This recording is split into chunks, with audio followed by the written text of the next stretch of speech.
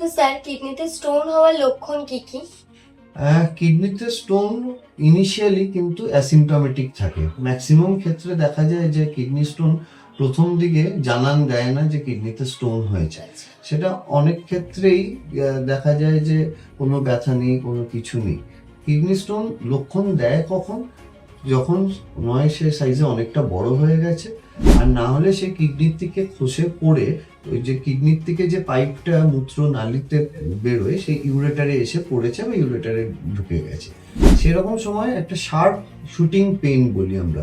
Sharp shooting পেইনটা এই যে দিকের কিডনি সেই দিকের কোমরের এই সাইডের দিক থেকে নিচের দিক অবধি একটা এরকম নামা একটা পেইন, সঙ্গে কিছু ক্ষেত্রে পেচ্ছাপে জ্বালা হতে পারে, কিছু ক্ষেত্রে হয়তো পেচ্ছাপে রক্ত দেখা দিতে পারে।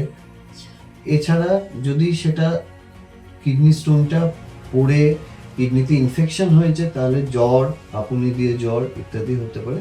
এগুলোই জেনারেলি লক্ষণ।